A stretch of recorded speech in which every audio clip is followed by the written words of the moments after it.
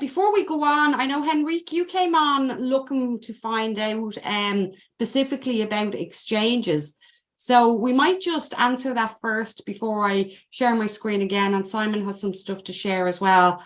What exchanges have you been using, Henrique? Well, Crypto.com and then BlockTrade, they were the only ones that I've not been using yet. I'm just starting, so I must choose 2 or 3 BlockTrade to start with. And I'm trying to get some help on that. I'm trying to find some really reliable and credible exchange platforms. That's why. Okay, well, personally, I use Binance. I use Binance because it is pretty big in Europe and the liquidity is fairly good. However, if you plan on leverage trading, I'm not sure if you plan on leverage trading, but if you do, not leverage trading. No. Yeah, I don't leverage trade either. I believe it's very poor for leverage trading, and that there's bots in there for the moment. That trade against you. But I find Binance to be very good, and I also use I don't just use Binance as an exchange. I use Binance for some of their savings accounts and some of their staking accounts as well. Now, as I will also say, don't always leave your crypto on an exchange, and make sure you have a hardware wallet as well, because exchanges can be hacked. You may have heard of FTX and how they went down before Christmas, and lots of people lost their money. So the general advice is don't leave too much on exchanges at all to take self-custody of your assets. Does anybody else use any other exchange? Yeah, I use KuCoin as well as Binance. They have quite a lot of, if you're into alts, pretty good. I have used Coinbase a little bit, but there's a lot of scams associated, phishing scams associated with Coinbase. So I didn't go too far with that. Gate.io I've used. I don't really use that too much. There's a lot of, low and mid cap alts there too, but I'm not really trading that stuff now. So mostly Binance. I also do a bit of staking there, and that's pretty good. Like you said, Paula, they've good liquidity, and I don't leave too much on it. I think that's the key message here as well, to self-custody. Sorry, you might hear the dog yapping in the background.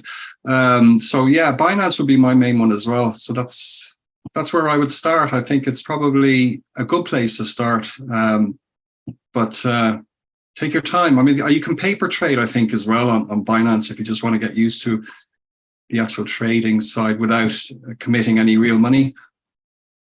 Nevertheless, some rumors have arisen or have gotten here about Binance. Some problems, some rumors. Maybe that doesn't affect the really trading negotiation, but I wonder if Binance will be the same within the near future. So Binance in the States has issues because of regulations and stuff like that. But Binance around the rest of the world seems pretty okay, to be honest with you. Okay. So not in the European Union. No. Right. And they actually have their EU head offices here in Dublin. And I know that they have loads of jobs. Their jobs page here in Dublin is always full of jobs. So they can't really be in too much trouble here if they're hiring so many staff all the time. One thing we will go through in a moment, Henry, I may as well share it now as we're on it. You can also get this information from one of the apps that we're going to look at. So I'll bring it up on screen. So we'll be taking a look at CoinGecko in a moment, but there is actually a tab on CoinGecko for crypto exchanges. And what it will do is it will give you a breakdown of all the different exchanges you can use. So you probably recognise we've mentioned KuCoin, there's OKX, Kraken, and it will give you things like the volume that trades on them, how many visits they have a month, and they give you a trust score as well. So that might give you help. But I mean, you could probably see there's over 600, well, nearly 700 exchanges you could choose from. But what I would say is the smaller ones, you do tend to have liquidity problems. So even Gate.io, which I think was mentioned earlier, you can have some issues with the price that sellers are selling for and what you're buying for being quite a big gap because there's low liquidity. So there are a few other things to look out for, but that might be a useful resource for you when you're looking as well. Simon, it's interesting because some major of the exchanges nowadays, they use cross liquidity. So they use the same liquidity than the big ones. But I was paying attention to one point, the number of the monthly visits. Is this data from CoinGecko and CoinMarketCap really good, or should we use a third part like website or app to check how many visits they have per website? Because I have been working for a while in exchange, and I know how data is make it up. So yeah, trading volume, number of monthly visits, and so on. So yeah. And just adding one point to this discussion, I tend to rely more on local exchanges than international ones, because at least local exchanges, they tend to be more compliant with the local regulation than the big ones. The big ones just go there and get the license, and they get license in every country they are. But the local exchanges, they used to be more compliant. But one point that is interesting to me, for example, when I started in crypto in 2019, I checked the Brazilian exchange at that time, and they basically had nothing to offer. Like buy BTC, ETC, Ethereum, and like 3 more coins with high fees. So sometimes they are more compliant, they are better, but better in questions of compliance and trust. But the point is they don't have many products and really high costs. So we keep going for the international ones, unfortunately. Yeah, and I mean, exchange-wise, I think the data you asked about that's pulled from an Israeli company called SimilarWeb. But I mean, when you look at the different exchanges, I guess one of the things that will lead it is the type of coins that you're actually, or tokens that you're looking to purchase or trade, because you tend to find that some of the smaller tokens or lower market cap ones that appear on places like Gate or MEXC, or sometimes on KuCoin, whereas you tend to find Binance and some of the other bigger exchanges like Coinbase only list some of the larger market cap ones. Sure, makes sense. It depends what sort of thing you're trying to trade. But yes, good point, Victor. Yeah. Jacinta, you mentioned Swissborg there. Sorry, Are you eating? I'm still eating dinner. Yes, I've used Swissborg. Really smooth. It's quite a professional looking platform. I've never had any problem with them. They have a token as well, don't they? I believe they do. They came out with one. Haven't really invested in that, looked at that, but I just like when the exchanges are timely. You transact and it happens within minutes. I like that, and Swissborg's really professional. I was just going to say, Synth, the other thing I quite liked about Swissborg was off-ramping. So if you want to convert your money, your crypto to fiat, and then put it into your bank account, it's really smooth at Swissborg. There's a couple of exchanges where it's a little bit more tricky. So again, when you're looking at exchanges, Henry, that's another thing to look at. How easy is it to get fiat money, cash on it? And then how easy is it if you want to get it off it again?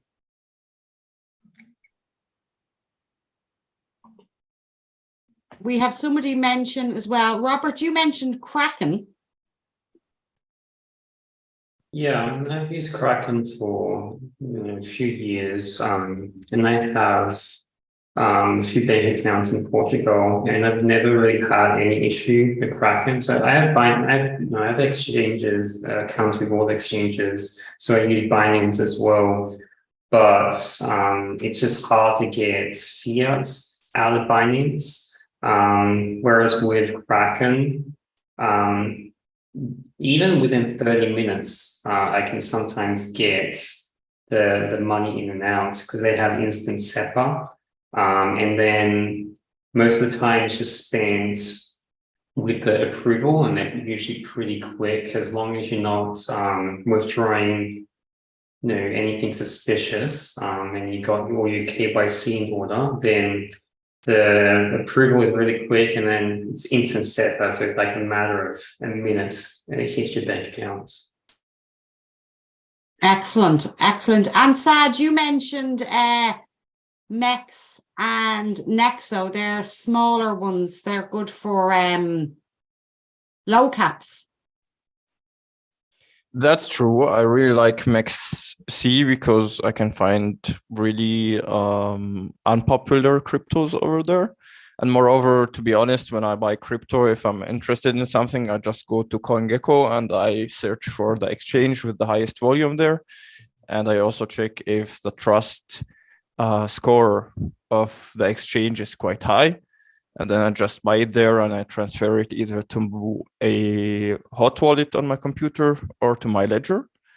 And Nexo, on the other hand, is quite good because you can stack the crypto over there without even willing to stack them. So you get every day a specific interest rate of 1%, 2%, depending on the amount you have. And you have, moreover, the option to stack your crypto for a fixed amount of time, and then you get a much higher yield.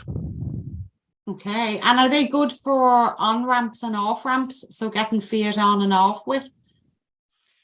I'm not that far in crypto so far, Okay, but I okay. think they would be, because they actually act like a bank, and they have all the required regulations in Europe, so they have a very, very good trust rate. Yeah, and Nexo have got a card link to it as well, so you can also use it, spend crypto on a debit card through Nexo. The app's quite nifty as well. Yeah. Yes, that's true, and the support is quite great. So if you run into any problems, you just shoot them an email and they answer immediately. So I can really, really recommend them. I also posted a link in the chat, so if you're interested, you can check it out. Excellent. And Jacinth, you have your hand up. Moreover, Nexo is cool, I think, because you can buy only the top cryptos over there. So it's obvious they are not trying to do any fraud or anything. They do a thorough investigation of each crypto before they list it on their exchange. Okay. Jacinth.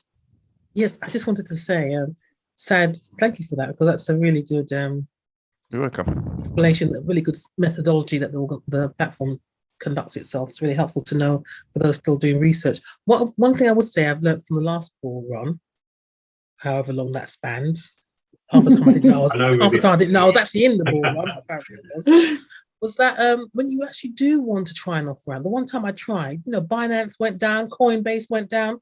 So then I realized I can't just stick to these two.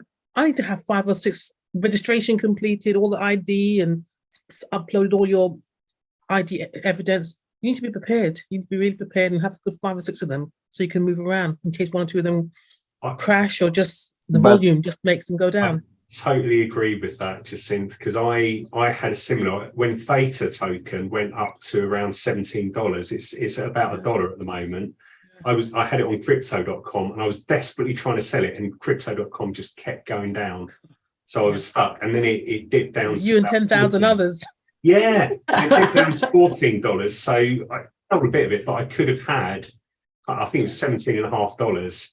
But yeah, just wouldn't let me. And you just watch that window of opportunity get smaller and smaller and close. It's so painful. Yep. When the market's melting, there is no place to run. Unfortunately, there is no place to run at all. I remember, I think that 2020, 21, there was one day that was like bleeding, and I was in front of the computer and could do nothing. Nothing was working. Yeah, Lots went down. I remember it. Yeah. Another thing to say as well for when you're off ramping is that If you're off ramping a sum greater than, well, I suppose now with all the new legislations coming in, I think that sum is nearly capped to about 3,000. If you're actually off ramping a substantial sum, and yeah, regulations might say substantial is 3K, it would be best to actually also ring your bank in advance and let your bank know that this transfer is incoming, because they can stop them and flag them for money laundering, especially in the crypto sphere. So it's definitely worth a quick phone call to your bank when you're off ramping, if it's a substantial sum, to say, look, this is coming in from XYZ exchange, so that it gets through to you immediately and it's not held while they go through all the legal mumble jumble that they have to go through. So that's a pretty good idea. Prime XBT is a non-KYC exchange. Is that a decentralized or centralized exchange? It's centralized Prime XBT. Okay. Good luck with getting through your bank on the phone from Dorothy. Dorothy, have you had trouble? Yeah. Just don't trouble getting through to anybody on the phone these days. Paula, have you heard of Bit2Me? They're from Spain, and I talked to them once, and they seem to be serious and were like developing a lot of good stuff for like local community. Yeah, I like it to use their app and so on. They're not so huge, of course, but they seem to have been doing a good job in Spain. But I didn't dig deep to know if they're compliance and so on, so on. But I'd like to ask if there is anyone that knows them. I've never heard of Bit2Me. Has anybody else heard of them? Which one are you talking about? Which one? Can you spell it? Just one moment, I'll drop a link here. Just thank you. Thank you for that. Good stuff. There's also then decentralized exchanges. So when you get your money on in the first place, centralized exchanges are all good and well, but they do come with the risks that we've spoke about. And if you're self-custodying, you can move your funds to decentralized exchanges such as Uniswap and PancakeSwap and all these other sort of decentralized exchanges. The only thing with that is that you're subject then to the fees of the blockchain. So if you're using Uniswap on Ethereum, you need to have the gas fees in your wallet to pay for your exchanges and stuff. And it can work out more expensive, and very often there isn't too much liquidity in them as well. They can suffer with liquidity problems. Victor's just dropped in there the Bit2Me, and he's asking about Irish exchanges. Is there any interesting ones? No, there isn't any interesting ones. Short answer. Yeah. We actually don't even have a crypto friendly bank, not one. So we don't, which is pretty disappointing, extremely disappointing. I gave up. I'm with Revolut now. I gave up of the banks. Yeah, Revolut is probably and they do crypto as well. Although I think they can be expensive to use for crypto. Yes, all the places that are not crypto exchange, they are expensive. It's 100%. Also, if you buy any crypto on Revolut, you can't offboard that onto an exchange, or it's stuck there. You have to trade it back into cash on Revolut, I believe. It's the same than buying payments. It's not crypto, truly. Yeah. I think that's the same with PayPal, Henry. We don't have crypto PayPal Ireland yet, but it is available in the UK and some other places. And if you buy crypto on PayPal, you can't off-ramp it there either. Exactly. You don't have PayPal. I was not aware of that. We do have PayPal. Yes. But we don't have the crypto. PayPal has a crypto option, but they don't have it available in Ireland. They do have it available in the UK. Yeah. Okay. Thank you. So that is another option as well. So it is. Okay, well, I think that kind of covers exchanges, Henrique. I hope that gave you some insight. Thank you so much. Okay. That's No all. problem. No problem.